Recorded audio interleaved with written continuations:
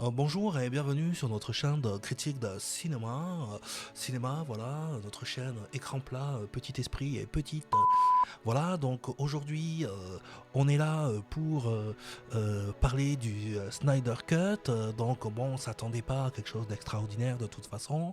Bon, déjà, le film commence par la fin de l'épisode d'avant, mais en moins bien. Hein, parce que bon, l'incrustation au départ est pas terrible. Je veux dire, bon, mais déjà, tu nous commences un film qui est censé être mieux avec une image moins bien. Hein, donc ça, c'est pas bien. Après, bon, les placements de produits sont trop flag. Hein, je veux dire, quand ils se rasent, voilà. Et là, après, bon, il y a un boogie boulga au niveau du scénario. Ah ouais, on dirait un Kundelich, le truc. Ah, ça va dans tous les sens. Ouais, non, moi, j'ai pas kiffé. Je veux dire, on a des flash forward, des flashbacks. On a cette image centrée, là. Je veux dire, bon, moi, je comprends pas. Puis alors là, les ralentis à la Zack Snyder. Pff, voilà quoi, voilà des longueurs. Disons que en fait, voilà, le film est déjà pas terrible, la version cinéma, mais là, dans cette version-là, on est carrément, on a allongé le pas terrible quoi. Hein, c'est ça. Mais il est sérieux lui? Non mais franchement les gars, non parce que là il faut qu'on se parle, hein. Donc moi j'ai laissé le temps couler, hein, parce que la hype Snyder Cut c'était trop. À 3 jours avant j'étais au taquet, j'étais en Transylvanie, j'étais en manque de sucre, hein, j'étais voilà. Pendant la diffusion, bah j'ai fait 2 comas, hein, je me suis évanoui. Ah non mais j'ai fait la roue. Ah c'était n'importe quoi. Ah et 3 jours après, hein, j'étais comme ça. Hein. Ah ouais, non, non, je vous dis que voilà, il fallait que je laisse passer le temps parce que je me suis aventuré à faire quelque chose que je faisais pas depuis longtemps. Ouais, j'ai regardé des critiques du film. Ouais, c'est ça, c'est ça. Et puis, j'en peux plus de Louis. C'est le premier que j'ai regardé. Et là, j'ai vomi. Ah ouais, je vous dis, les gars, j'ai vomi. Non, parce que c'est pas possible au bout d'un moment. Je veux dire, je peux pas avoir vu ce que j'ai vu pendant le Snyder Cut et derrière entendre ce genre de choses. Ah non, c'est pas possible. Ah, heureusement, tout de suite après, j'ai regardé la critique de Dirty Tommy. Après, j'ai regardé la critique de Merege. Hein, et puis j'ai regardé leur live avec John Ali et Miko. Franchement, enfin, c'était génial. Ah là, j'ai dit, c'est bon, l'humanité peut être sauvée. Ah ouais, j'en étais là. Ah non, mais je peux plus. Je pense qu'il y a une certaine frange de la critique cinématographique. Bah, faut que ça disparaisse. Je sais pas comment, toujours dans la dignité, le respect de la condition humaine, mais il faut qu'il disparaisse. Non, parce que là, je pense que, bon, déjà, on va faire un petit rappel de ce qu'est la critique en général, critique cinéma, critique théâtre. Attention, moment histoire. Hein, donc voilà, donc déjà, faut comprendre que le théâtre s'est apparu durant la Grèce antique. Oui, tout à fait, tout à fait. Ça émerge. Alors selon Aristote, hein, parce qu'Aristote c'est un peu c'est lui qui chapeaute tout ça. À l'époque, en l'honneur du dieu Dionysos, on organisait des spectacles hein, dans les théâtres grecs. Bon, bien évidemment, dans ces représentations, on parlait de philosophie, bien évidemment, de la condition sociale de l'homme, n'est-ce pas, hein, et de politique. Hein, et après cette pièce de théâtre, bah, les gens se retrouvaient dans des endroits pour en discuter. Ah, on va dire que la critique est arrivée un peu à ce moment-là. Hein. Bien évidemment, bon, l'univers le plus critiqué, c'est la critique littéraire. Hein. Donc bon, encore une fois, Aristote passe pour le précurseur hein, de cette critique littéraire. Mais c'est au 19e siècle hein, que Charles-Augustin Sainte-Beuve, hein, de J'en peux plus, il invente la critique littéraire contemporaine. Donc bon, du coup, voilà. Donc la critique, elle a ses origines quand même il y a assez longtemps. Bon, je pense que déjà, il faut comprendre quelque chose. Il faut comprendre que bon, la critique à l'époque, elle était beaucoup plus objective qu'aujourd'hui. Aujourd'hui, on est complètement dans le subjectif. Hein, même dans le passé présent du subjonctif, même je dirais. Non, mais c'est n'importe quoi, les mecs. Non, parce que non, il faut comprendre quelque chose. Hein, bon, aujourd'hui, la critique cinématographique, elle est basée sur 7 grands piliers. Donc, c'est l'impression générale, le scénario, le jeu d'acteur, la réalisation, le son, l'image et la musique. Hein, c'est là-dessus que la critique devrait s'arrêter. Le problème, c'est le côté subjectif. Ah ouais, non, parce que les mecs, ils étaient pas prêts. Donc, bon, je comprends qu'on puisse regarder un film par ce prisme-là, mais est-ce que le Snyder Cut mérite d'être vu que par ce prisme-là? Bon, a priori, il y a une image, a priori, il y a de la réalisation, a priori, il y a du son, a priori, il y a de la musique, a priori, il y a du jeu d'acteur. Hein, mais il y a une dimension que les gens ont tendance d'oublier. Hein, on va en parler tout à l'heure. Tu t'imagines, genre, tu te rappelles dans les années 80, là, le gars qui présentait le cinéma le soir, là. Hein, imagine. Oui, nous nous retrouvons ce soir pour visionner le Zack Snyder Justice League. Le Zack Snyder Justice League qui met en scène Henry Cavill dans le rôle de Superman, Gal Gadot dans le rôle de Wonder Woman, Ben Affleck dans le rôle de Batman. Ce film de genre nous arrive à un moment où l'humanité est menacée par un être interdimensionnel. Non mais t'imagines, sérieux? C'est pas possible. Hein, donc d'accord, je veux bien qu'on regarde le film par ce prisme, mais quid de dur? Parce qu'il faut savoir un truc, les mecs. Hein, ça là, on va parler un peu de neuroergonomie. Il faut savoir que notre peuple, hein, notre civilisation, hein, notre race, l'être humain, a basé ses civilisations, a basé ses communautés sur le moutonisme. Alors je vous explique comment ça se passe. Le moutonisme, c'est quoi? C'est que dans un groupe, hein, celui qui pense un petit peu différemment est éjecté du groupe. Constamment. Alors, ça a été comme ça pendant des milliers d'années. Donc celui qui avait un peu une idée innovante, un peu qui changeait de l'opinion générale, était éjecté du groupe. Donc on a un réflexe du cerveau, un réflexe archaïque, et qui est de toujours se pallier au groupe. Ah mais moi ça m'est déjà arrivé de regarder un film, voilà, moi je kiffe le film, et puis tout d'un coup je vois l'opinion générale, les critiques, tout le monde critique le film, et puis tout d'un coup, moi aussi, peur d'être rejeté du groupe, je faisais ça avant, maintenant c'est terminé, maintenant je me respecte. Et souvent, on va suivre celui qui parle le plus fort et qui critique le plus, négativement. Oui, parce que s'il critique négativement, c'est qu'il s'y connaît, forcément. Hein, sauf qu'on se rend compte aujourd'hui que c'est pas vrai.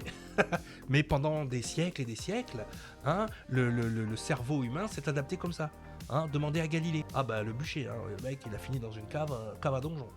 Hein, donc voilà. Donc pour en revenir à la critique, aujourd'hui je me pose une question, parce que le Snyder Cut il amène une question quand même. Et oui, mais quid de tous les films qu'on a critiqués de façon erronée, parce qu'on a bien vu qu'un studio peut complètement lacérer ton film, charcuter ton montage, et puis finalement on fait une critique qui n'est pas ni objective ni subjective, elle est complètement à côté.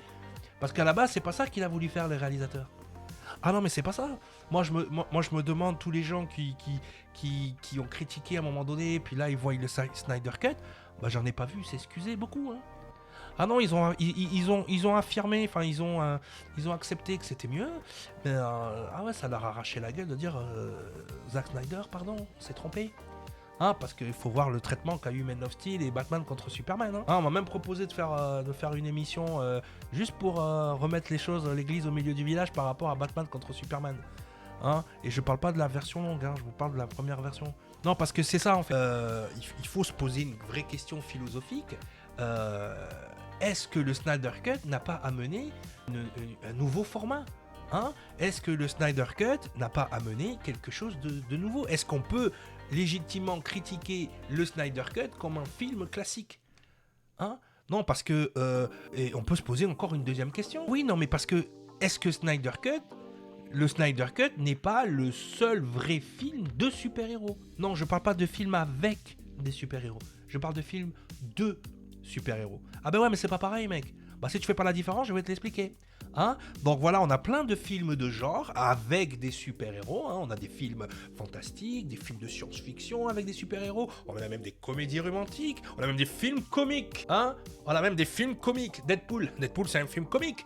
Je suis désolé, avec des super-héros. Mais est-ce que c'est un film de super-héros? C'est-à-dire qu'il respecte la quintessence du super-héros, le côté hippique, iconographique du super-héros. On a peut-être, allez, si j'y pense là comme ça rapidement, vous me direz en commentaire s'il y en a d'autres, mais moi là tout de suite je pense au Hulk de Ang Lee, hein, où là carrément il a amené la dimension super-héros de comics directement à l'image, et d'ailleurs ça donne ce genre de truc. Voilà, bon là c'est un peu abusé. J'avoue que bon, tu veux amener la dimension comics dans le film, tu mets carrément un comics à l'image. Non, c'était pas le but. C'était pas le but. Mais en fait, voilà, moi je pense à Ultron, je pense à une scène dans Avengers Ultron où ils sont dans la forêt, où ils courent et à un moment donné, il y a cette image complètement épique où on voit les Avengers. Je pense à ça, donc c'est un petit bout dans un film, et le combat final dans Endgame. Mais à part ça, on n'a pas eu de mémoire un film de super-héros avec cette dimension de comics. Hein. Cependant, dans le Snyder Cut, c'est ça. Hein. Quand j'entends les critiques se plaindre des ralentis, mais les ralentis, c'est quoi? Les ralentis, c'est ça. Les ralentis, c'est cette faculté de mettre ces cases de comics à l'image. Et on a cette... Je pense par exemple à cette image où on voit la Ligue de Justice devant la Batmobile à un moment donné dans le combat final, mais c'est juste épique. Ah non, mais j'ai fait la roue, j'ai fait 3 saltos arrière chez moi. Ah, j'en pouvais plus. Ah, j'ai dit, Zack Snyder, tu es un génie, tu es Dieu. Hein, pour moi, c'était ça. Ah non, mais à ce moment-là, moi, j'ai compris ce que Zack Snyder a voulu faire.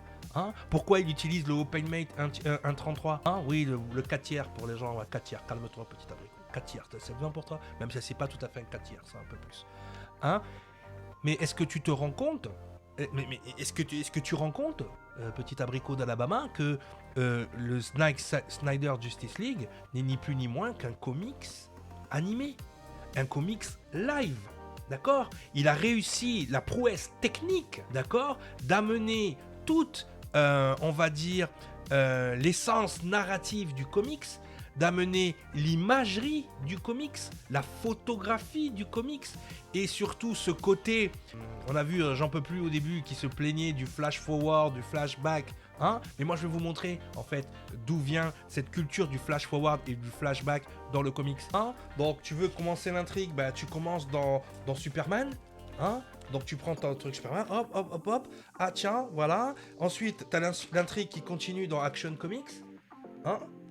Tu vois, donc tu fais ton flashback, ton flash forward, parce que dans Action, t'as les origines. Regarde, Superman, il porte un t-shirt, il a même pas de costume. Tu vois, là, c'est les origines. Tu vois, c'est le New 52. Donc tu vas regarder les origines, l'intrigue, elle avait commencé là. Après, c'est dans la culture comics. Rappelez-vous, dans les Strange, on avait toujours ce confère Nova numéro 1 tel. Hein. Mais là, Zack Snyder, qu'est-ce qu'il fait, Zack Snyder? Bah, il t'évite d'aller chercher dans les comics, hop, il te met le flashback, le flash forward à l'image. Ça fait partie de la culture comics. Donc, vous critiquez un truc, finalement, qui est la force de ce film-là. D'accord? Donc, quand la critique commence à dénigrer ce qui fait la qualité du film, où on va? Hein? Alors là, tu peux te plaindre, les blagues. Ah non, mais ça m'a tué. Ah, il n'y a pas de blague. Oh, comment ça, il n'y a pas de blague? Il y a un être interdimensionnel qui arrive et qui menace de mettre toute la terre sous tutelle. Et toi, tu veux des blagues? Je vais t'en mettre des blagues, moi, tu vas voir. Hein? Non, mais n'importe quoi. Je veux dire, les mecs, à un moment donné, respectez-vous. Hein? Encore une fois, cette dimension comics, on la retrouve, mais dans l'iconographie, mais dans l'image. Hein? On la retrouve dans l'image directement. Je vais vous montrer quelque chose. Justice League numéro 1, New 52. Non, je vais juste vous montrer ça, non, pour que vous compreniez. Bon, parce que là, à un moment donné, ça m'énerve. Voilà. Hein? Je le mets comme ça. Je la garde dans le comic, je vous la mets pas. Regardez, directement tiré du comics. Hein, qu'est-ce que vous voyez? Hein, vous voyez la scène, donc vous voyez Victor Stone en train de jouer au football américain, qui marque son touchdown, hein, fantastique. Et là, le regard dans le vide, il cherche désespérément son père qui a laissé un siège vide. Hein, ça vous rappelle rien, ça? Ça vous rappelle rien? Non mais les mecs, à un moment donné, respectez-vous. Hein, c'est fantastique. C'est fantastique. Donc quand on regarde toutes les choses qui ont été critiquées, parce que moi, si vous regardez bien les vidéos que je fais jusqu'à présent, c'est pour remettre l'église au milieu du village. Hein, c'est pour ramener la critique à quelque chose. On a critiqué le côté que Ray des failles dans le scénario. Je vous ai montré que non. En fait, c'est juste un savoir scientifique. C'est pas une faille dans le scénario. On s'est moqué de la façon de courir de Flash. Je vous ai montré que c'est pas, c'est choisi, c'est intelligemment fait. D'accord? C'est les autres manières de traiter Flash qui n'étaient pas correctes à l'image. Tout ça, voilà. Donc moi, je me demande si, encore une fois, hein, vous allez répondre en commentaire et j'aurai la chance certainement d'en parler très rapidement avec Merege. Mais est-ce que l'on peut honnêtement critiquer ce film de la même manière? Est-ce que Zack Snyder n'a pas créé un autre style? On ne critique pas un vidéoclip de la même manière qu'un long métrage. Et je ne pense pas qu'aujourd'hui on puisse ramener le Snyder Cut à un film classique coupé pour les cinémas classiques. Ah non, mais c'est pas Nosferatu là, mec. Ah non, non, non, là, t'es pas. C'est pas les. C'est pas Germinal avec Renault, là, mec. Non, non, là, on parle. C'est un autre truc, là. De toute façon, on voit très bien ce qui a été demandé à Zack Snyder. Bah, déjà, dans Batman contre Superman, on comprend ce qui se passe. On comprend le fait qu'on a demandé à Zack Snyder de rattraper le retard que DC Comics avait sur Marvel. Parce que l'intrigue de Frank Miller, Dark Knight Returns, est très présente dans le film. Et on a aussi la bande dessinée La mort de Superman, qui aurait mérité son propre film. On aurait pu très bien terminer Batman contre Superman avec les premiers sbires de Steppenwolf qui arrivent et Wonder Woman, Batman et Superman les dézinguent. Lex Luthor va en prison. Et puis par contre, il lâche le Kraken, il donne naissance à Doomsday. Et là, on a tout un film Superman Doomsday. Ah moi, ça méritait son propre film. Et ensuite, on embarque sur la résurrection de Superman, Justice League, et on continue. On aurait pu très bien faire ça. Mais non, il fallait rattraper le retard. Hein, puis il fallait envoyer des jokes. Donc à un moment donné, non les mecs. Donc moi voilà, c'est la question que je me pose, que je vous pose. Vous pouvez répondre en commentaire. Donc, est-ce qu'on peut à un moment donné accepter le fait que un film de super-héros doit être articulé dans sa narration, dans sa photographie et dans son, on va dire, dans son essence complètement, à l'image de ce qui se trouve dans leurs origines. Mais par pitié, messieurs les critiques, un petit peu de culture générale et beaucoup de culture comics. Je pense qu'à un moment donné, vous voulez critiquer ce genre de film, mais attention, faire la différence avec un film de genre avec des super-héros et un film de super-héros, la dimension comics ne doit pas, à aucun moment, être éludée. Hein. Et je pense que là, c'est mon âme d'enfant qui parle, mais quand j'étais petit, et que je rêvais de voir la Justice League en film ou en série ou peu importe, c'est exactement à ça que je rêvais. Mythologie des personnages respectés. On n'invente pas des choses au gré du temps, des tenues de Spider-Man avec la technologie de Tony Stark, c'est n'importe quoi ça. Hein. On n'invente pas des choses. Donc, mythologie respectée, iconographie respectée, d'accord ? Donc, à un moment donné, tout est respecté, le truc est épique, on en prend plein la vue pendant 4 heures, on en a pour notre argent, on en a pour tout. Il y a plusieurs grilles de lecture pour regarder ces œuvres. Je ne vais même pas dire film, parce que là, voilà, je dis œuvre. On a la dimension science et fiction, on a la dimension fantastique. Je pense qu'on a tous les genres qui se retrouvent aussi quelque part, mais on ne peut pas cataloguer ce film dans un genre bien précis.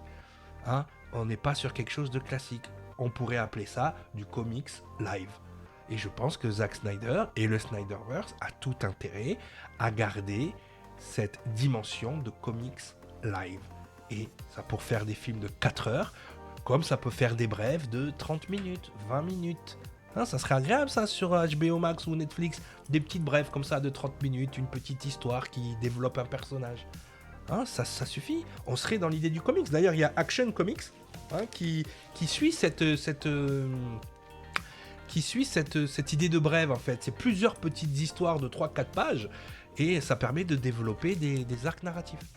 Hein, voilà. Bon allez, j'arrête là parce que je pourrais en parler des heures, je suis énervé. Enfin, voilà. Hein, c'était Captain Morpheus, Geekologie. Bonne journée, bonne soirée et puis j'en peux plus de toi. Bye bye.